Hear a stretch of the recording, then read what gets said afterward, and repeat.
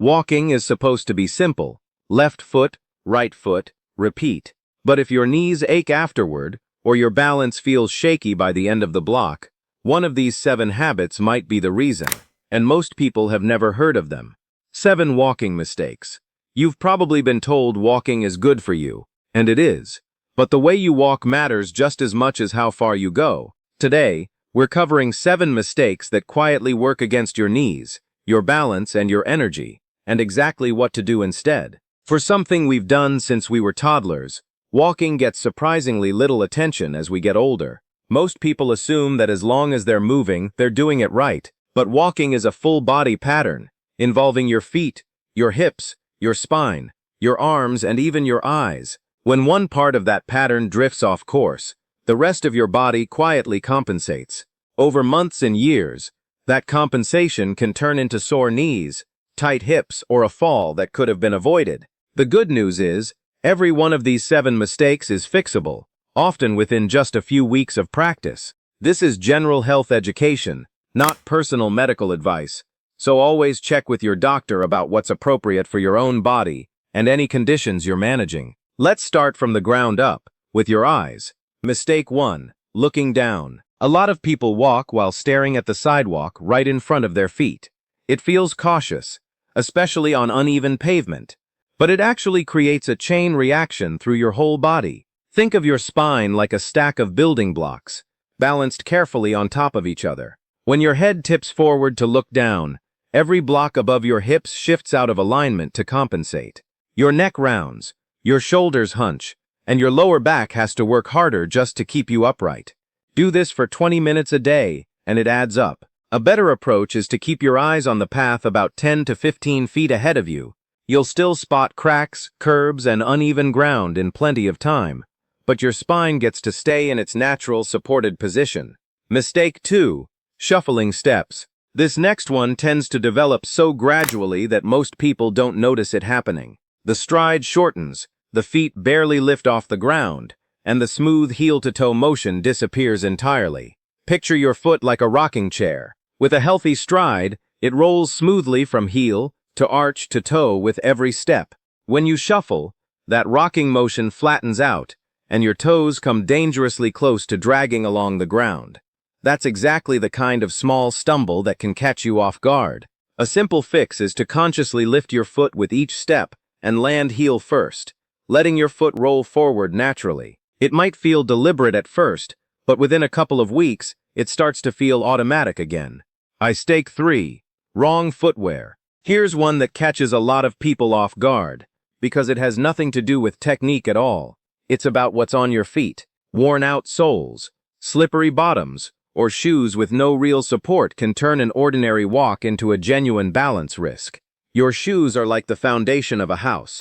If that foundation is cracked or unstable, everything built on top of it, meaning your ankles, your knees, and your hips, has to work harder to stay steady. Look for shoes with a firm, non-slip sole and proper arch support, and if you walk regularly, it's worth replacing them every 6 months to a year, even if they still look fine on the outside. But here's a mistake that has nothing to do with your feet at all. It's about your arms, and it's one almost nobody thinks about. Mistake 4. Not swinging your arms. Some people walk with their arms held stiffly at their sides, or worse, crossed in front of them. It might feel more comfortable, but your arms actually play a bigger role in your stability than most people realize. Think of them as counterweights, swinging opposite to your legs to keep your whole body balanced and centered. When you stop swinging them, your torso has to twist and adjust on its own to stay steady, especially on grass, gravel, or a sloped sidewalk. Try letting your arms move naturally, bent gently at the elbow, swinging in rhythm with your opposite leg. It looks small on the outside, but it changes how your whole body feels while you walk. Mistake 5. Walking too fast, too soon. It's completely understandable to want quick results, so some people push their pace before their body has had a chance to adapt. But muscles, joints, and balance systems all need time to build up strength and confidence. Rushing that process is a bit like revving a car engine before it's warmed up. The engine might run, but you're putting unnecessary strain on parts that needed a gentler start. A more sustainable approach is to build up gradually, adding just a few extra minutes to your walk each week, rather than trying to walk faster or farther all at once. Coming up, there's one mistake almost nobody thinks about, and it happens before you even step out the door. Mistake 6. Skipping a warm-up. Heading straight out the door without preparing your body first is incredibly common, and completely understandable when you're just trying to fit a walk into a busy day. But your muscles and joints perform noticeably better when they've had a moment to warm up. Think of it like a rubber band. A cold rubber band snaps easily under pressure, but one that's been gently stretched first moves smoothly and absorbs tension far better. Spending just 2 or 3 minutes marching in place, or doing gentle ankle circles and hip swings before you head out, can make a real difference in how comfortable your walk feels, and it may lower your risk of strain along the way. Mistake 7. Ignoring pain or dizziness. This last one is the most important on the entire list. Some people push through pain, dizziness, or shortness of breath during a walk because they don't want to break their routine, or they assume it's just a normal part of getting older. But your body sends these signals for a reason, and they deserve your attention. If you ever feel chest discomfort, sudden dizziness, or pain that doesn't ease up after a short rest, stop walking right away. And if the symptoms continue or feel severe, reach out to a healthcare professional. A walk should challenge you gently. It should never put you at risk. Quick recap. Let's bring all 7 together. Keep your eyes ahead of you, not down at your feet. Take full, deliberate steps instead of shuffling. Wear shoes that actually support your feet. Let your arms swing naturally with each step.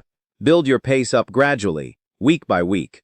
Warm up gently before you start. And always listen to what your body is telling you along the way. None of these 7 changes require special equipment, a gym membership, or a big chunk of extra time. They're small, deliberate adjustments that, practiced consistently over weeks and months, can make your walks noticeably more comfortable, more effective, and safer. Walking is already one of the simplest, most powerful habits for staying active and independent. These small corrections just help you get even more benefit out of every single step you take. I'd love to know, which of these 7 mistakes did you recognize in your own routine? And if you're comfortable sharing, where in the world are you walking from today? I always enjoy reading where this community is tuning in from. Thank you for spending this time with me today. If you found this helpful, consider subscribing so you don't miss what's coming next, and I'll see you in the next video.